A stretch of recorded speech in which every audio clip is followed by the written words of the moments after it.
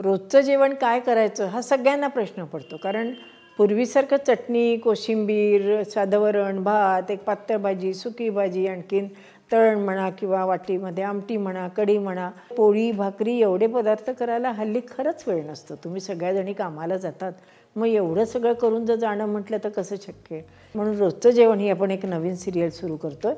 त्याच्यामध्ये फक्त एक भाजी, पोळी आणि एखादी चटणी, कोशिंबीर एवढंच आपण करणार आहोत. म्हणजे जे तुम्ही तुमच्या डब्यातही घेऊ शकाल, मुलांनाही डब्यात देऊ शकाल आणि घरामध्ये जर कोणी असेल तर त्यांनाही आपण वाढू शकतो.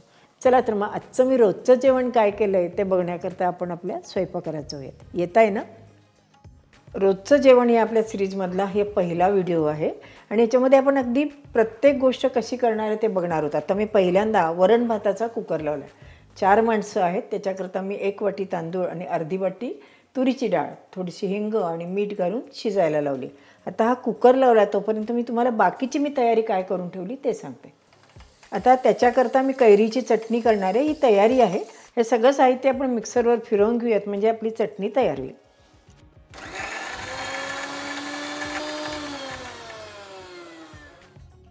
आपली चटणीसुद्धा वाटून झाली आहे बरं का.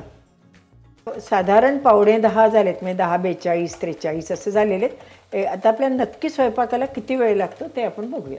साधारण फ्लॉवर भिजेल एवढं आपण याच्यात पाणी घातलेलं आहे आणि आपण हे उकळायला ठेवलेत.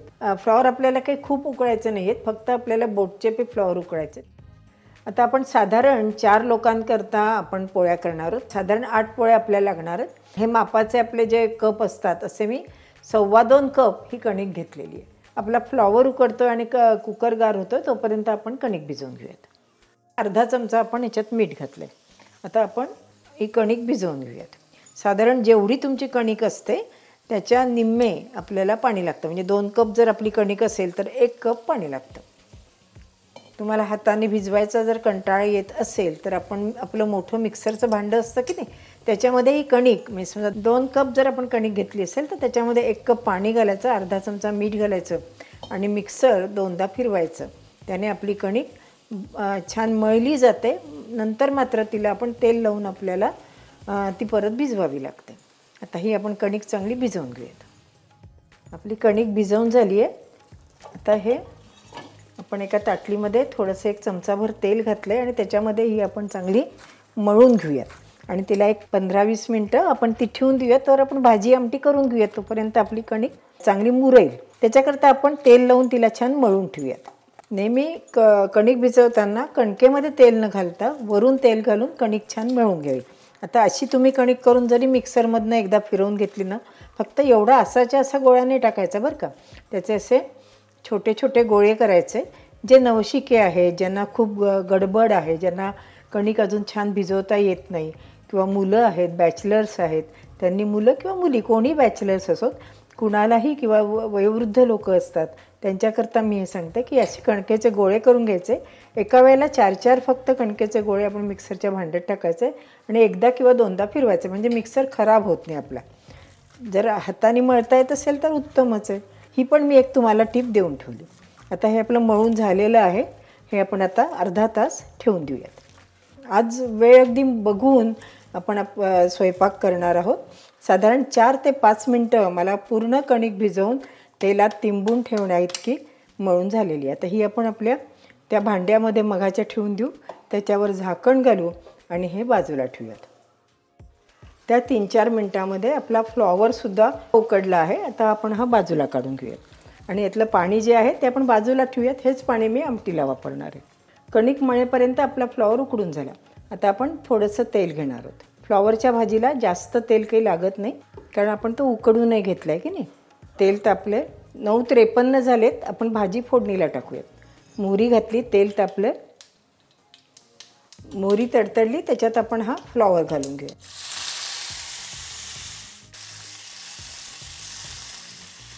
भाजी ज्या वेळेला आपण परततो त्यावेळेला असा गोल चमचा घ्यावा म्हणजे आपला इथून सगळी भाजी गोळा होते.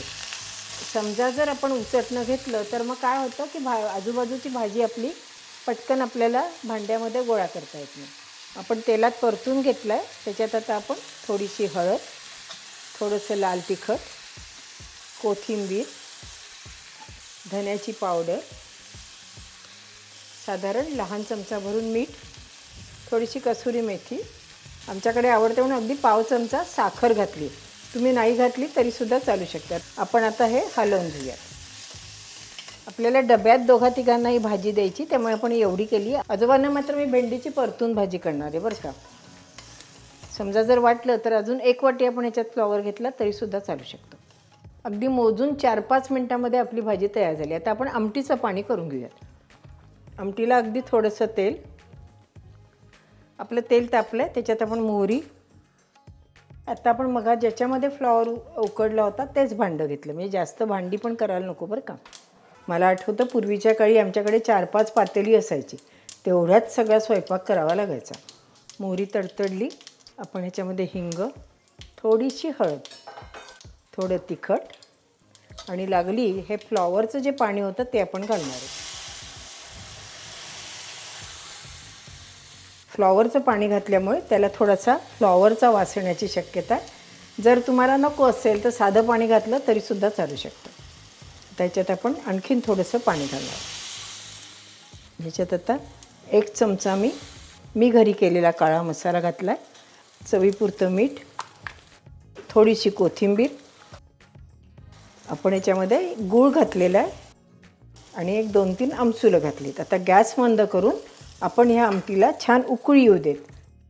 आता याला छान उकळी आली आहे, 1-2-3 मिनटं उकळू देऊयात आपण. आणि मग नंतर आपण ह्याच्यात आपल्याला आवश्यक एवढं साधारण अर्धी पाऊण वाटी मी शिजलेलं वरण घालीन आणि पुन्हा एकदा उकळी आणीन.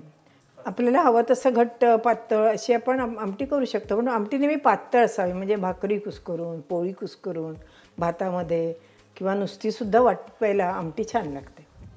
ह्याच्यामध्ये आता आपण अर्धी वाटी शिजलेली डाळ घातली आहे. आमटीला उकळी झालेली आहे. साधारण 7-8 मिनटामध्ये आपली आमटीसुद्धा तयार झाली. आता आपण पोळ्या करायला घेऊयात, म्हणजे आपला सगळा स्वयंपाक तयार. आता परत आपण एकदा कणिक छान मळून घेऊयात. इतकी मऊ झाली आहे ना, भिजवून ठेवली ना की कणिक छान, पोळ्या ज्या असतात त्या मऊ होतात.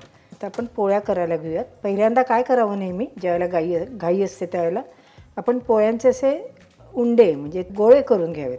म्हणजे आपल्याला किती पोळ्या पाहिजे, साधारण आता मला 7 पोळ्या पाहिजेत, तर 7 पोळ्यांची मी इथे गोळे करून घेते. बाकीची जी कणिक आहे त्याला मी असा तेलाचा हात लावणार आणि एका घट्ट झाकण्याच्या डब्यामध्ये ठेवून फ्रीजमध्ये ठेवून देणार. म्हणजे संध्याकाळी मला याचा उपयोग होईल. असे आपण गोळे करून घेऊयात. एखादा मोठा वाटला तर त्याचा छोटासा तुकडा काढून घ्यावा. आता आपण पोळ्या करायला घेऊयात. त्याच्याकरता पहिल्यांदा खाली आपण कापड ठेवलं आहे. हा कणकेचा डबा आहे. आता आपण पोळी थोडी लाटून घेऊयात. त्याच्यामध्ये भरपूर छान तेल लावून घेऊयात. इथे पण लावून घेऊयात. याच्यावर पण आपण कणिक घालून हे तयार करून घेतलं. ही आपली चौपदरी पोळी होणार आहे. आता सगळ्या अशा पोळ्या आपण तयार करून घेऊयात. तेल लावून तयार करून, म्हणजे लाटायला वेळ जात नाही आपला, कारण आपण घड्याळाकडे बघून काम करतो आहे की नाही, त्यामुळे आपला लाटायला वेळ जाऊ नये किंवा पुन्हा तेलात हात सारखा घालायचा असं होऊ नये. मी तव्यावर कधी तेल लावत नाही. तव्यावरनं पोळी खाली घेतल्यानंतर मी त्याला तेल किंवा तूप लावते. त्याच्यामुळे एक फायदा होतो की आपलं स्वयंपाकघर तेलकट होत नाही. त्या पोळ्यांचे असे उंडे आपले तयार झालेत. आपण लाटून घेऊयात. पहिल्यांदा नेहमी छोटी पोळी करून मी तव्यावर टाकते. आई आमची म्हणायची की उंदराला आधी छोटीशी पोळी द्यावी किंवा देवाला म्हणूयात. ही छोटी पोळी आधी आपण भाजून घेऊयात.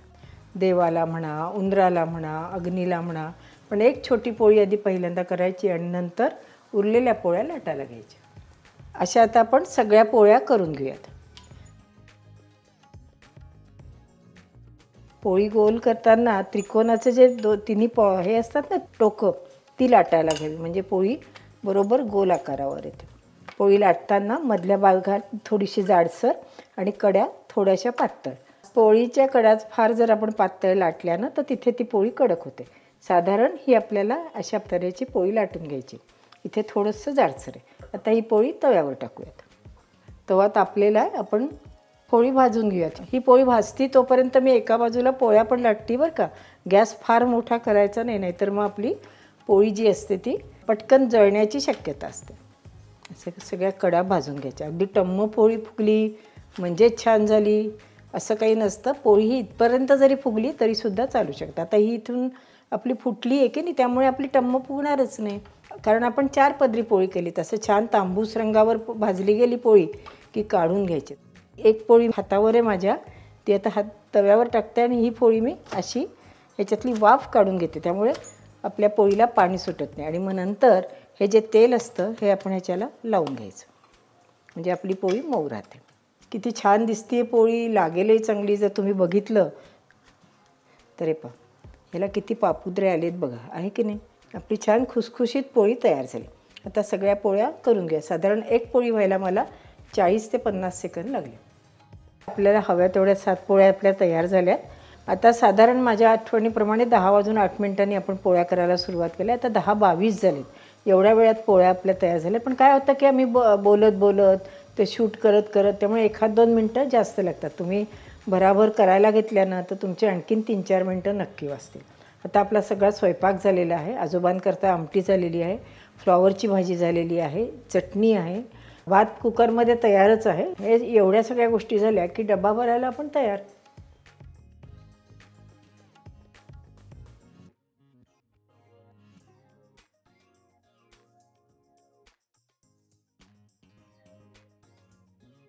आहे की नाही. अगदी सोपं, म्हणजे मोजून अर्ध्या तासात सगळा स्वयंपाक झाला. असंच झटपट जर स्वयंपाक झाला तर आपल्याला स्वयंपाकाचा कंटाळा आणि मुख्य म्हणजे टेन्शन येत नाही. मला शक्यतो तुम्हाला टेन्शन फ्री करायचं आहे आणि स्वयंपाक अवघड नाहीच आहे हो. फक्त थोडीशी जुजबी तयारी केली आणि आपल्या डोक्यामध्ये ती रेसिपी असेल ना, किंवा स्वयंपाक पटकनच होतो. आणि छान छान सोप्या रेसिपी बघायला आपलं अनुराधा चॅनल आहे की नाही, नक्की बघत राहा. अशाच छान छान रेसिपी बघण्याकरता अनुराधा चॅनलला लाईक करा, शेअर करा, सबस्क्राईब करा आणि हो, बेल आयकॉन दाबायला विसरू नका. धन्यवाद.